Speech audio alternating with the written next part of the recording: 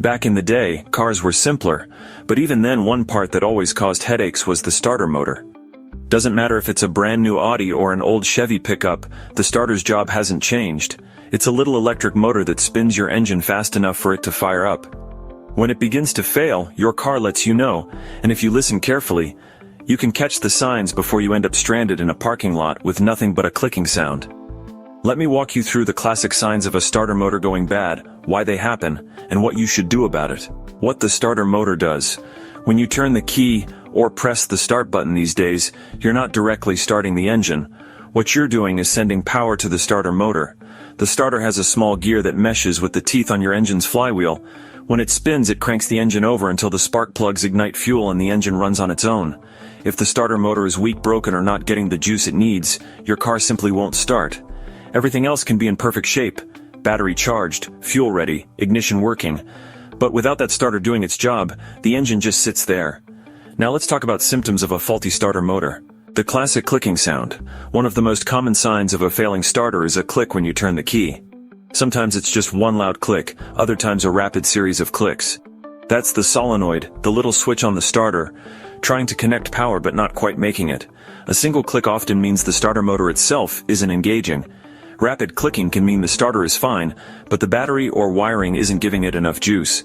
That's why it's important to check the battery and cables before condemning the starter. Slow or struggling crank. If the starter motor is getting weak, you'll notice the engine turning over slowly. It'll sound like the car is tired. Instead of the brisk vroom vroom you're used to. That slow crank is the motor's way of telling you it's on its last legs.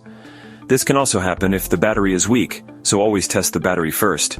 But if the battery is strong and the connections are clean, a sluggish crank points to the starter. Grinding noises. Now here's one you don't want to ignore. If you hear a grinding or screeching noise when starting, the starter gear isn't engaging the flywheel properly. Maybe the gear teeth are worn, maybe the starter isn't lining up right. Either way, every time it grinds, it's chewing up the metal teeth.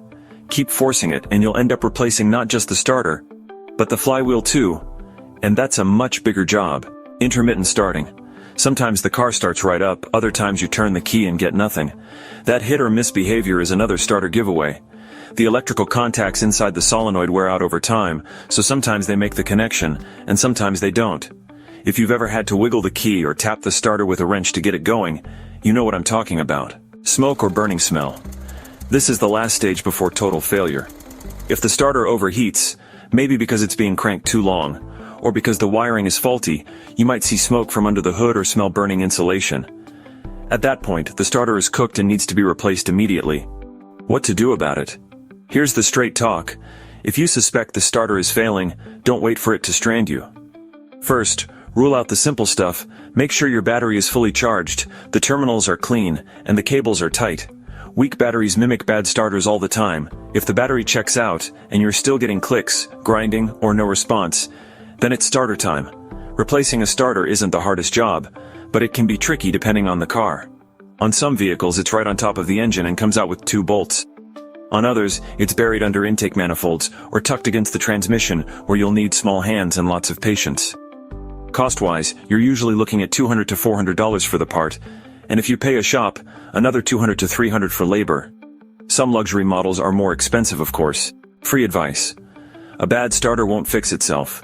If you're noticing the signs, clicking, grinding, slow cranking, or hit or miss starting, it's better to get it replaced before it leaves you stuck. Starters usually give warnings for weeks, or even months before they completely die.